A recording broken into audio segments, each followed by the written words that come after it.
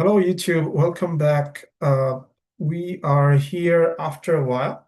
Um, I never thought I would start such a space in terms of political r responses of financial elements and vice versa. As you all know me, I typically try to be apolitical, but with recent situations, unfortunately, we need to realize and analyze the aftermath of politics and how they may impact our financial situation.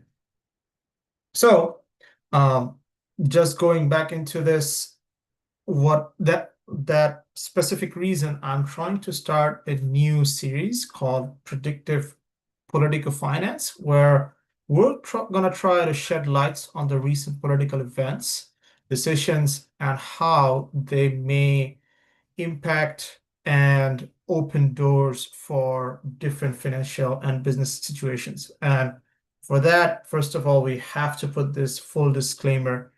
This is not the endorsement of any side or agenda. These are just my financial analysis from different sources of current affairs.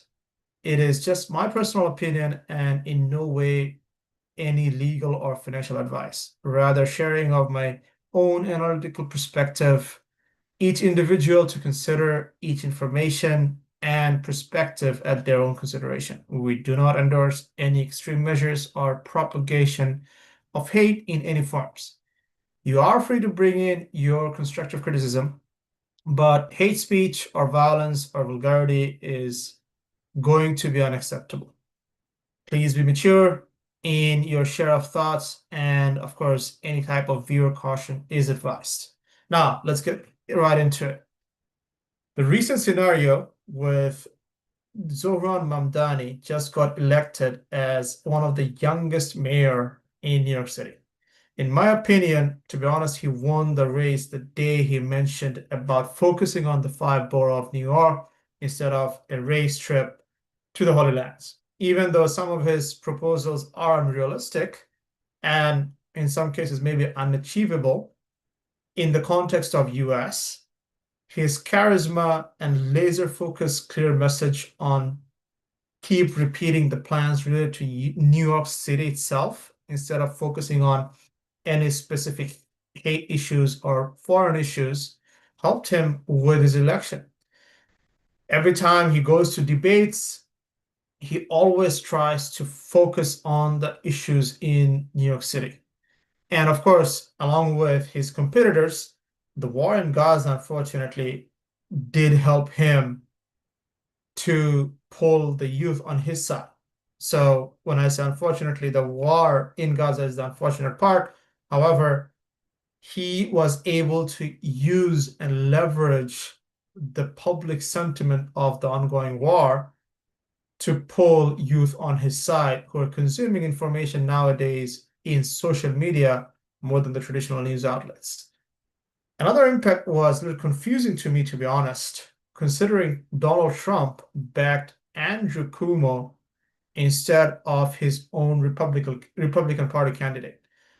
The split loss of the vote bank kind of helps Zohran a little bit as well, since part of the people that did vote for Cuomo or even for Republican parties, they would always cater towards a specific party or specific individual. So when President Trump backed Cuomo, when his Republican candidate was someone different, he literally lost a few percentage. I believe it was 7%-ish, 7 to 8%. So that would have been a significant closer contest had there been a little bit more strategic decisions. Now, why they did it, I don't know. Was it an intentional um, political strategy or a political mistake? Can be described by different people in different ways. But in the aftermath of Trump's push, he mentioned he would suspend all federal funding for New York City, which are very crucial for the projects and the promises that Zohran Mamdani made. depending on how Zoran Mamdani plays the game now of politics, this may really break or make both of their career. For example, if Trump really stops federal funding for New York City, then Zoran can just go to the public and say that, hey, Trump is stopping all the fancy things that I really wanted to do, and pull that and utilize that as a negative public campaign against Trump in the upcoming years. Interested to see how both of them play that game. Now, I understand that Trump wanted to have a third term as president.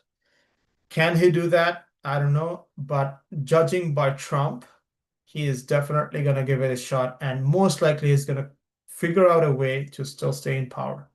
Let's see how that goes on. Now, coming back to the meaty part of my thought on the financial aspects and the business impacts of it, let's go to one by one. The first part, I would say, New Yorkers leaving, that there's a vibe that people are going to leave the New York City. I mean, there is going to be some people, but it's not going to be as mass as it's posted in different media, to be honest. Because if you have ever been to New York city life is significantly different than any other cities across the country. New York is New York. There's no other cities like New York, let alone states like Florida or Texas, and cities like Miami, Tampa, Orlando is going to be way different. Like, I have families in New York, and every time they come here, they're like, hey, it's way too quiet. And every time I go to New York, it's like, hey, you guys are into way too much of a noise. So they are used to a certain type of lifestyle. And on top of it, New York City, in terms of infrastructure and connectivity, has been built as the financial capital of the current world. Now, Miami can be great for 2 week vacation, and it may be a great place to go for a yacht vacation. However, to match the infrastructure, financial options, the capability and options to make money in Miami is never going to be matched with New York City. And that's just the truth, because the multi-millionaire guys from Wall Street may go to Tampa for 2 weeks, chill out on a yacht, but going out there to make the exact same amount of money is very unlikely. That's why at the end of the day, you see people listing their business going public in Wall Street, New York Stock Exchange, and you're not going to be standing up and taking all those stocks exchanges into Florida or Texas or any other state. So there will be a minor outgoing, especially for those who can afford remote work, but I highly doubt that it's going to be a mass migration out of New York City. Of course, in short terms, there can be some people going out there. On top of it, there's going to be a little bit of lost population, but hey, it's New York. They're going to be catching up with the immigrants. And if what Zoran mentioned about the immigration situation, all they do is just make the paperwork and that's it. So if you're talking about loss of population, it's not going to happen. There are a significant amount of people out there.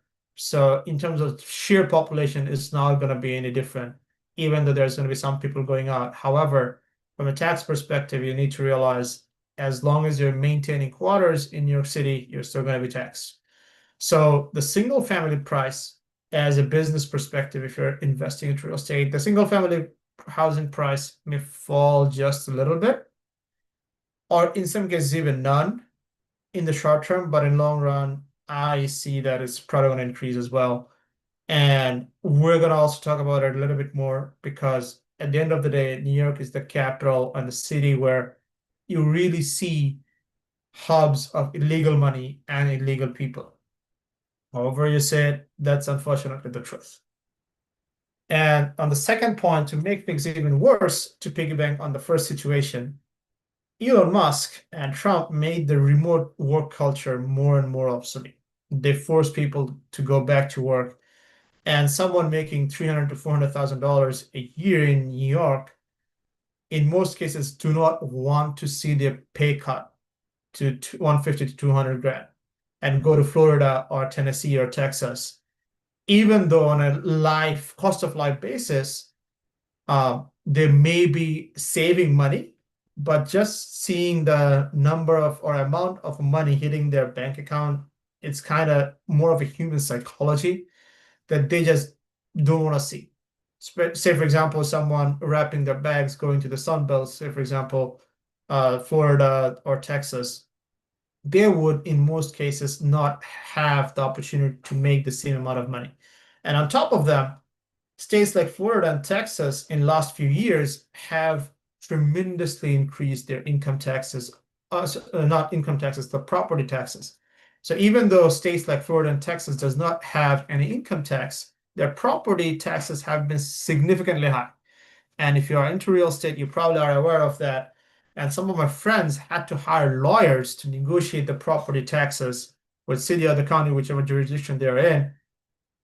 So even if some people move out for a bit with the hype, with the emotion, they would have to soon realize that they would need to do some actual net cost analysis to move out of that state to a different state like Florida and such. Because at the end of the day, you're probably going to save a significant amount with income tax, which is about 10% depending on how much you make. But you're going to be paying significantly higher amount in property taxes. And also the amount of money that you're going to be making is going to be significantly less. And also the requirements on the cost of living. So say, for example, if you were using mostly metro, everything within walking distance, you go to Florida, that's probably not the case. Like even I live in Virginia, just in Virginia, I have to drive to get any of the groceries. But when someone is in New York City, they can just walk through everything. So those small things may just add up and creep up. However, after a few days or weeks and even months, people will have to do this net actual cost analysis of moving out of New York City. Third part, of course, as I mentioned, touched on it a little bit, that New York City is going to still tax your income. So the entire conversation of Mamdani is going to increase the tax on the rich people, high salary. Of course, the people with high salary is going to get the hit. If you have, say, for example, a remote job that you're making in New York City and you live in Florida, you're probably going to be saving your income tax. But however, unfortunately, the tax law states that you're going to be paying taxes on the state that you make money in. So you're still going to be paying taxes in New York. You're still going to be paying taxes in New York City. However, you're not going to get to live out there, and you're going to be ending up paying more property taxes in a state like Florida and such. Of course, it can be different for different individuals. They need to sit down and do the numbers. If you need help with running your numbers with taxes, feel free to reach out. We're happy to help you out on tax planning and such. But coming back to the point is, unfortunately, people in New York City does have to pay double taxes on both city and state, and they do have a double whammy in multiple fronts. Coming back to the next point is, just to touch base on the previous one, even if you don't live there, as long as you keep your residence or living quarters in New York and Yonkers, you still have to pay some taxes out there. So make sure to check what benefits you're going to get. Now, coming back to one of the previous points, the fourth one is going to be piggybacking on what is discussed earlier, is New York City is the hub of both illegal immigrant and also illegal transactions. Like corrupt politicians, corrupt people from all over the world pour their illegal cash in New York City. And in there, they can easily hire illegal immigrants to work for them on cash, where they don't have to pay any taxes, don't have to keep any records. And unfortunately, there's a lot of things that does go under the table. Whether you like it or not, this is unfortunately the reality. And unfortunately, a significant amount of those people have friendships with politicians with both Democrat and Republican side. which makes it really difficult to actually stop having the influx of that much illegal money or immigrant in New York. So good or bad, it creates a unique internal economy in New York City, um, which is something that you're not going to see at that level in most of the cities in US, as per my knowledge. Even though there can be some similar situation found in DC and surrounding cities, but there's no match of the level that happens in New York City, to be honest, based on my personal experience. Now, the next point, the fifth point, is the most difficult thing is going to be for Mr. Zohran Mamdani, where he promised a significant amount of things in his campaign that most likely won't be able to achieve given the context of US and its social and economical persona and perspective. This is something that Zoran might have to learn from experience, or maybe even, to be honest, learn from Trump. Just like Trump was promising to things like stopping and eliminating the income tax from US citizens and putting in more tariffs. And even though he has increased tariffs, and in no ways he's going to realistically stop the taxes on US citizens. Of course, there might be more loopholes, and we're happy to help you with finding some of them and properly plan taxes within the legal realm. But to be honest, when Trump mentioned that he's going to take out taxes, the first thing I said is not going to happen. Same thing with Zoran when he mentioned things like cap of rent, many of the services being free, which are kind of unrealistic because the first question is, where are you going to get those payments from for the free services? And if you're going to be capping on a free market economy like US, you do realize you're going to have the similar backlash as other systems had. And that's not going to work within US perspective. And of course, people are tired for different promises. Now, of course, they are going to say that, hey, with a traditional system, they didn't even promise us. Say, for example, people were tired when it was Trump's campaign, people are tired of fighting forever foreign wars. And Trump was able to put in and, and capitalize the emotions of the people that he's going to stop forever wars, and also promise them no taxes, which is really unrealistic if you think about it. Since if you stop the war, one of the few major exports of US economy that's holding the entire economy, to be honest, unfortunately, is the war economy and everything that is supporting that. Of course, there are other aspects, say, for example, healthcare, manufacturing, agro, but unfortunately, if you look into other countries, they have significantly surpassed us. And if that's the case, we do not have the same edge as we had before. Now, Trump may stop some of the wars, and some of them may be band-aids. However, he has to start looking into next ones like Venezuela, Colombia, Iran, and so on and so forth. And of course, even one of the biggest promise that he made in Ukraine war, that was to stop the war within 24 hours. And to be honest, today it's almost 11 months. There's no sign of stopping it. And I don't think it's going to stop even after 24 months, unless the Western bloc can figure out something out of the box to submit to Russia, or to make Russia submit or submit to Russia. And to be honest, Trump tried to choose the second option, and Trump did indicate to be more negotiating with President Putin. But Russia is being more stubborn than Trump really anticipated, and now he's just weighing on which fight to pick. And he's now thinking that, hey, if we start Venezuela, Colombia, and also support Ukraine, recently he also was okay to supply Ukraine with much sophisticated systems and weaponry. Same thing. Trump really had to keep this war efforts going. Similarly, for Zoran, he also knows that some of the things that he's mentioning is probably not realistic with US persona, the people of US.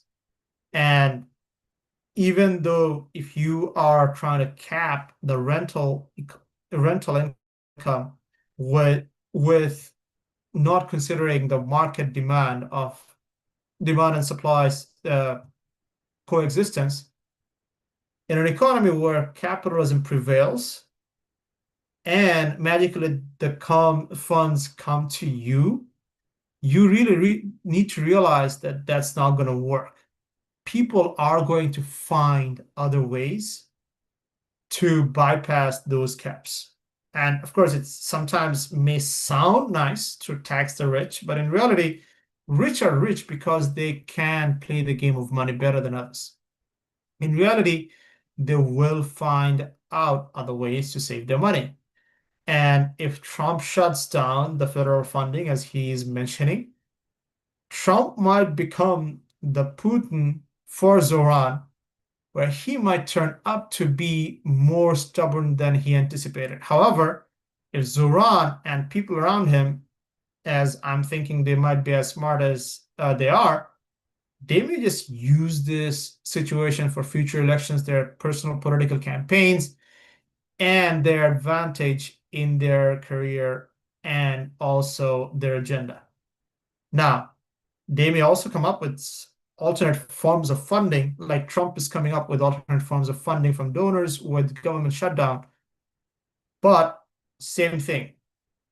These two politicians, both Trump and the people around Trump, and Zoran and the people around him, are giving a significant message for the balancing of two different ideas. And their stubbornness is going to be something that's going to indicate what's coming up next and how much they play this entire game of politics, how wisely they play it. The next point is in the consequences is to see all of this. Just like the war business is going to slow down, most businesses in New York City won't slow down either. So if you feel like, hey, we were hiring illegal immigrants for odd jobs and such, if you think magically that's going to disappear, that's not going to happen. And if you're thinking that all the wealthy people or many of the wealthy people just live in New York City, that's going to stop, that's not going to happen.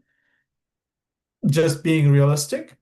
And if you think that everyone who owns single family houses or apartment complexes is just going to sell and the home prices is going to slow down, maybe in a small short run, but in long run, I don't think it's going to slow down or change.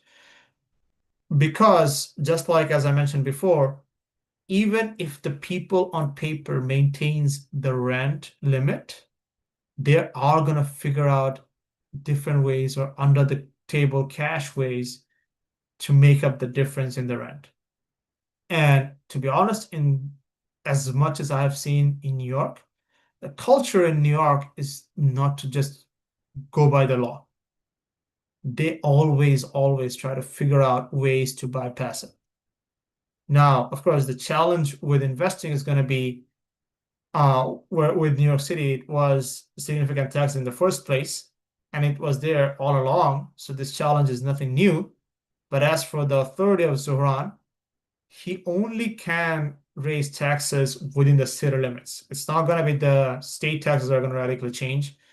And to be honest, the biggest whammy is going to be, our biggest hit is going to be for the people who holds high W2. Other than that, most of the people are just going to come up with creative ways or under the table ways to bypass that. The next point is there may be some increase in personal home purchase in states like Florida, Texas, or Tennessee, but people who are used to the lifestyle of New York City, as I mentioned, staying there is not going to be for super long. Of course, there is going to be some businesses that increase in those states. And of course, just because of the lack of state taxes, many people who can afford may just go out. And this specific ideology of Zoran may have some impact into it, but it's not just going to be a mass exodus from New York City. Because technically speaking, if everyone leaves, you're literally solving the problem of housing crisis and all the crisis for Zoran in the first place. The next point is, and the final one, in the political realm, both Zoran and Trump will try to use each other for certifying their prospective positions. But this specific fight and clash is going to create a significant amount of business opportunity. Specifically, in my understanding, the industries like media, marketing, branding, food, travel, logistics, and a small percentage of folks who may even look into the options out of US just to avoid this political infight. Just like there is a former CIA guy, Andrew Bustamante, I believe his last name. Uh, if I have butchered your name, I do apologize. But of course, I do agree with some of his points that a significant amount of people may just go and look options outside of US, things like Europe, things like Southeast Asia, things like Middle East, or even Turkey or Malaysia, or even Australia. I have folks going out into Australia as we speak, and someone going and just having their business in the US, still staying in countries like Ireland, Spain, depending on what their preference is. Now, in the end, just to summarize, whichever side you're in, as a business owner, this specific clash always is going to be opening up opportunities. It's up to you how you're going to leverage it. In terms of world of business, Zoran and Trump, their views literally balance each other out in the US policy realm. And to be honest, in many ways, they may literally leverage each other to solidify their base in politics. And different groups at the same time may be creating both opportunities and risk for their ventures. And it's up to you to grab the opportunities and be strategic about the risks that come up. Until next time, peace.